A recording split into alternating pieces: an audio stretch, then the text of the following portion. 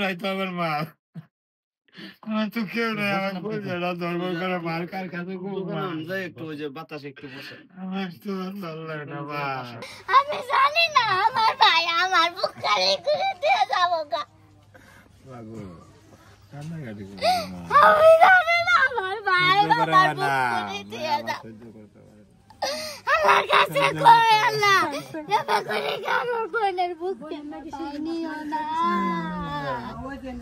আসসালামু আলাইকুম। আসলে আজকের ভিডিওটা আমি কতটুকু বলতে পারবো জানি না, কারণ এই যে বাবাটা চোখের পানি ফেলতেছে এটা নিশ্চয় সবার কাছে খুব ব্যথিত।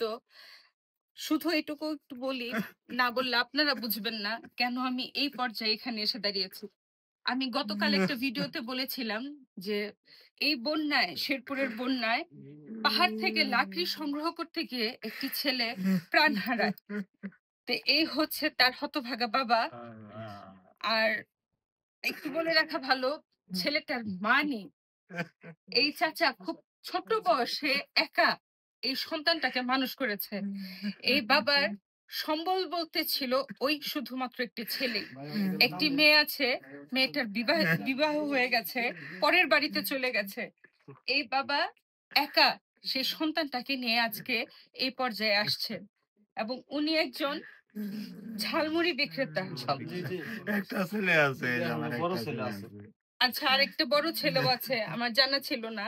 আমি যতটুকু জেনেছিলাম তার ঘর ভারী, মানে কি পরিমাণ, এটা যদি ভিতরে গিয়ে আপনাদের দেখাতে পারতাম হয়তো বা বুঝাতে পারতাম। বাহিরের অংশ দেখে আপনারা বুঝবেন না, ভিতরের অবস্থা আরো খারাপ। মসৃণ একটা ফ্লোর পর্যন্ত নেই, মাটি, উঁচা নিচু মাটি, তার উপরে চৌকি পেতে তারা থাকে। এই চোখের পানি, এটা আসলে আমি নিজেকে হারিয়ে ফেলছি, আমি কথা বলতে পারতেছি না। উনি হচ্ছেন ওনার চাচতো ভাই। ওনার কাছে আমি শুনতে পারছি মুড়ি বিক্রেতার যে ঝালমুড়ির যে ভ্যানটা থাকে, সেই ভ্যানের ভিতরে বাচ্চাটাকে নিয়ে নিয়ে উনি ঝালমুড়ি বিক্রি করছে। এই কথাটা শোনার পর আসলে হাবিবুল্লাহ ভাই, উনি নোয়াখালীর বাসী কিন্তু থাকেন আমেরিকাতে, ইউএস প্রবাসী। উনি কালকে এই ভিডিওটা দেখার পর উনি এই পরিস্থিতিটা ফিল করতে পেরেছে এবং আমাকে বলছে, আপু আপনি খুব দ্রুত তার কাছে যান এবং আমার হয়ে তার কাছে একটু সাহায্য পৌঁছে দেন।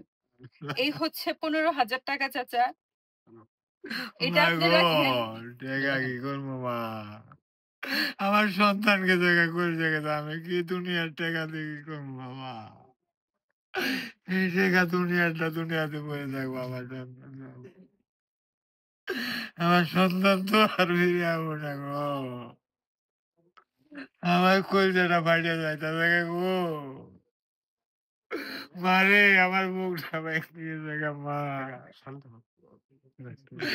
আমার কেরা সান্ত্বনা দিব মা, সান্ত্বনা দেওয়ার মতো কাকা কোনো ভাষা নাই। উনি আপনাকে সাহায্য করছে, আপনি ওনার জন্য দোয়া করেন। আমি দোয়া করি আল্লাহ দোয়া করবেন আপনি। আমার ছেলের মতোই আল্লাহ সব মনের সম্পূর্ণ করে আল্লাহ।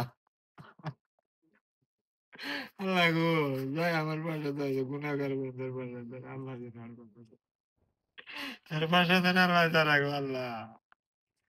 আল্লাহ হাবিবুল্লাহ ভাইকে আমার অশেষ কৃতজ্ঞতা যে আপনি এই মানুষটার পাশে এসে দাঁড়িয়েছেন, যতটুকু পেরেছেন আপনার সাধ্যমতো আপনি এসেছেন।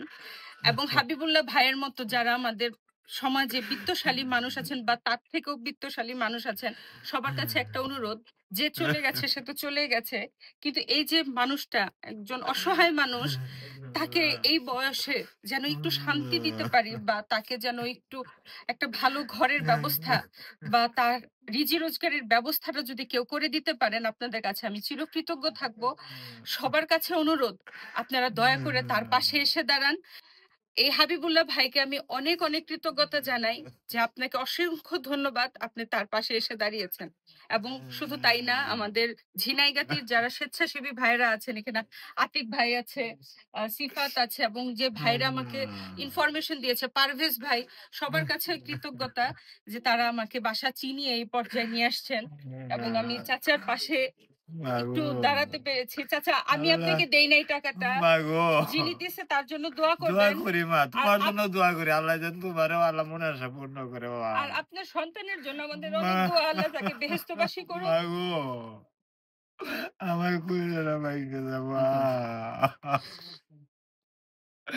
আমার কই যাবো তো কত বুঝা আমি জানি, আল্লাহ জানে,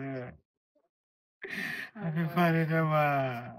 অনেক কষ্ট করছে। গুনাহগারের জন্য যাই বাসা তারা আল্লাহ এই বাসা এলাকার তারা বিভিন্ন আমি দোয়া প্রতিনিধি করি। আছে যারা আজও পর্যন্ত এই যে গতবার দোয়া করি ঘূর্ণিঝড়ে মা। অনেক ক্ষতিগ্রস্ত হয়েছে, এই যে ঘর দুয়ার টাকা হয়তো পারে নাই, সে নিজে নাট বল্টু টাইট দিয়ে দিয়ে যে দেখেন সব এগুলো তো আগলার পর একটু সামান্য তুলকো বাতাসে সব উড়ে ইয়ে যাবো গা।